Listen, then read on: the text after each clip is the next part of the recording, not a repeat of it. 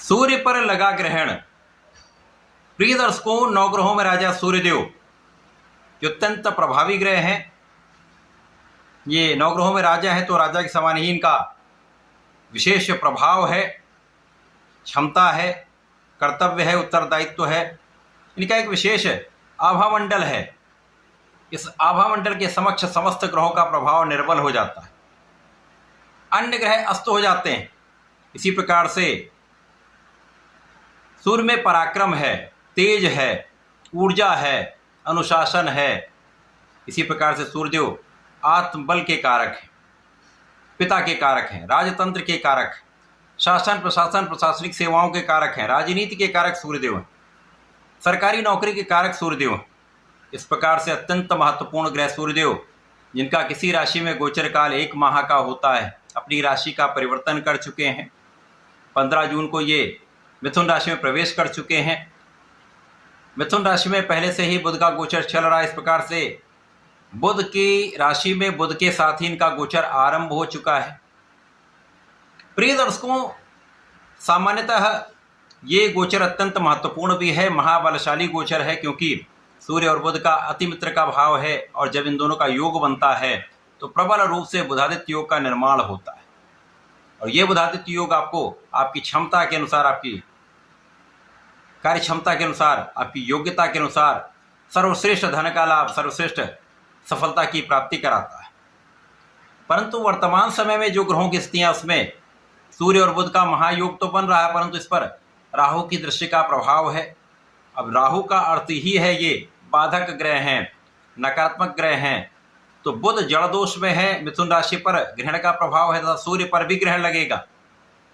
तो जब तक सूर्यदेव 7 पॉइंट पर नहीं पहुंचते हैं तब तक सूर्य पर ग्रहण का प्रभाव पूर्ण रूप से प्राप्त होगा। उसके पश्चात जैसे जैसे सूर्य का बल बढ़ता जाएगा, इस ग्रहण का प्रभाव भी कम होता जाएगा और सूर्य अपना प्रभाव संपूर्ण रूप से समस्त राशि के जातकों को प्रदान कर पाएंगे। जय श्री गणेश। नमस्कार, मैं आचार्य संजय द्विवेदी। मेरे समस्त प्रबुद्ध दर्शकों का मेरे चैनल पर हार्दिक स्वागत है। प्रिय दर्शकों, आज मैं मकर राशि के लिए सूर्यदेव के इस राशि परिवर्तन का, इस राशि परिवर्तन पर राहु के दुर्योग का किस प्रकार का परिणाम प्राप्त होने वाला है, इस समय में आपको लाभ मिल सकते हैं अथवा कहीं पर कोई समस्या है या अवरोध है तो उसका क्या निराकरण, संपूर्ण विश्लेषण मैं पूर्ण तर्क के साथ करने जा। प्रिय दर्शकों, इस राशिफल को आप अपने लग्न तथा राशि दोनों के अनुसार देख सकते हैं। अब मकर राशि के लिए यदि हम अवलोकन करें तो ये सूर्यदेव का जो परिवर्तन है वो आपके षष्ठम भाव में हो चुका है।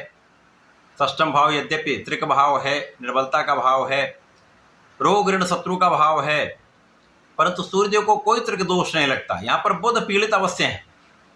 अब बुध स्वयं की राशि में है, ये स्वयं की राशि में भद्र योग में है, परंतु राहु के साथ जड़ दोष में भी है, जिसके कारण ये अपना संपूर्ण प्रभाव नहीं दे पा रहे हैं।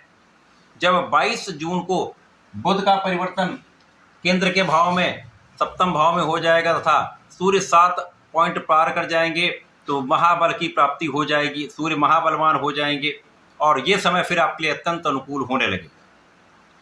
प्रारंभिक समय में जो ग्रहण का प्रभाव है वो कोई न कोई आपको स्वास्थ्य की समस्याएं दे सकता है, मौसम के रोग दे सकता है, कुछ एलर्जी दे सकता है, हड्डी से संबंधित कुछ दर्द की समस्या हो सकती है। इसी प्रकार से आंखों से संबंधित कुछ छोटे मोटे रोग की संभावना दिखती है। यहाँ पर ध्यान देने की आवश्यकता है। यहाँ पर जो भी आपका कार्य क्षेत्र है, जो भी आपका नौकरी का भाव है, जो आपकी प्रोफेशन का भाव है, उसमें उतनी लाभ की स्थिति नहीं दिख रही, क्योंकि जो भी है वो जड़ है। जब कोई स्थिति जड़ हो जाती है तो उसका पूर्ण रूप से लाभ आप नहीं ले पाते हैं, उसमें कोई मूवमेंट नहीं होता है, कोई ग्रोथ नहीं हो रही है, जिसके कारण ये कहीं ना कहीं प्रारंभिक समय में समस्या का समय है। अब यहाँ पर सूर्यदेव यद्यपि षष्ठम भाव में है और त्रिक दोष भी नहीं लगता है और ये यहाँ पर विपरीत राजयोग में भी होंगे, जिसके कारण सूर्य का कुछ विशिष्ट प्रभाव तो अवश्य ही प्राप्त होगा, क्योंकि जैसे ही सूर्यदेव बलवान होंगे 22 जून के पश्चात इनका बल प्रबल होता जाएगा और 7 डिग्री से लेकर ये 15 डिग्री के बीच में महाबलवान स्थिति बनाते हैं। उस समय सूर्य का बल विशेष होता है और ग्रहण का प्रभाव कम हो जाए, जिसके कारण आप रोगों से भी बचेंगे, आप समस्याओं से भी बचेंगे, अवरोधों से भी आप बचेंगे तथा आपके शत्रुओं का विनाश निश्चित होगा। कोई शत्रु आपके समक्ष टिक नहीं सकता। और इस समय में जो जातक नौकरी के लिए प्रयास कर रहे हैं, प्रयत्न कर रहे थे, उनका काम नहीं बन पा रहा था, अब आपका काम निश्चित रूप से बनेगा और आपको नौकरी की प्राप्ति होने का योग बनने वाला। इसके साथ ही साथ जो लोग व्यापारिक भाव के लिए ऋण लेने का प्रयास कर रहे हैं, किसी न किसी कारण से उनका काम नहीं बन पा रहा था, यहाँ पर सरकारी संस्थाओं से या अच्छी संस्थाओं से आप यदि प्रयास कर रहे हैं तो अब आपका काम निश्चित रूप से होने वाला है। यहाँ पर आपके जीवन के जो अवरोध हैं वो कम होने लगेंगे। यदि छोटी मोटी समस्याएं होंगी, सिर दर्द हो सकता है, कुछ तनाव हो सकता है, कोई काम होगा लेकिन उसमें कुछ समय लग सकता है, या अधिक प्रयासों के बाद काम संभव होगा, लेकिन काम में सफलता तो मिलेगी। इस समय में पूर्ण रूप से आपकी सुरक्षा भी होगी, आपकी रक्षा भी होगी और सूर्यदेव के प्रभाव के कारण इस समय आपका आध्यात्मिक ज्ञान बढ़ेगा, आपके विशिष्ट ज्ञान में वृद्धि हो जाएगी। यदि आप कुछ स्पेसिफिक क्वालिफिकेशन ले रहे हैं, विशिष्ट ज्ञान प्राप्त कर रहे हैं, रिसर्च करने जा रहे हैं, तो यहाँ पर ये आपका काम सिद्ध होने वाला, आपको सफलता अवश्य मिलेगी। इसी प्रकार से यदि आप राजनीति में हैं तो येन केन प्रकार आप अपने काम बनाने वाले हैं।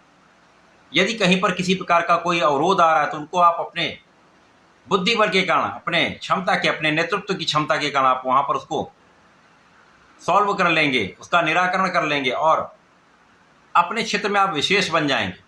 क्योंकि जब भी राहु और सूर्य का प्रभाव होता है, यदि सूर्य बलवान है और वहाँ पर राहु का प्रभाव मिल जाता है तो ऐसा व्यक्ति महान कूटनीतिज्ञ बन जाता है। तो ऐसे क्षेत्र में, किसी भी क्षेत्र में हो, चाहे वो राजनीति के क्षेत्र में हो, नौकरी में हो, व्यापार में हो या अपने प्रोफेशन में, समस्त क्षेत्रों में वो अपने सफलता के रास्ते बना लेता है, सफलता का मार्ग प्रशस्त हो जाता है और वो कहीं ना कहीं से धन लाभ प्राप्त करने लगता है।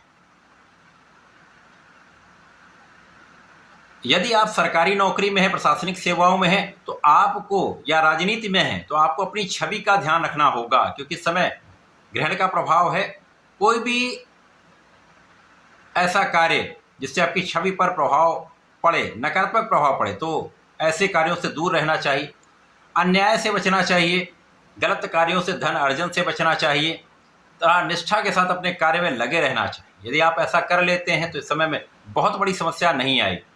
प्रारंभिक समय निश्चित रूप से कष्टमय है, समस्याग्रस्त है, लेकिन उसके बाद का जो समय वो आपके लिए अत्यंत विशेष है। इस समय जो आपकी यात्राएं होंगी उनमें भी आपको लाभ मिलेगा, देश विदेश से संबंधित होकर अच्छा लाभ मिलेगा। यदि बाहर की कंपनी में नौकरी करते हैं तो वहाँ पर धन वृद्धि, मान वृद्धि का योग बनेगा। समस्त क्षेत्रों में एक अच्छा लाभ मिल सकता है। कुछ यात्राएं हो सकती हैं, यात्राओं से भी आपको व्यापार में वृद्धि का अवसर मिल सकता है। समय प्रारंभ में कुछ समस्याग्रस्त है, उसके पश्चात लाभ देगा। तो इस समय को अच्छा करने के लिए आपको सूर्यदेव को जल देना चाहिए, ओम घृणी आदित्याय नमः का जप करना चाहिए।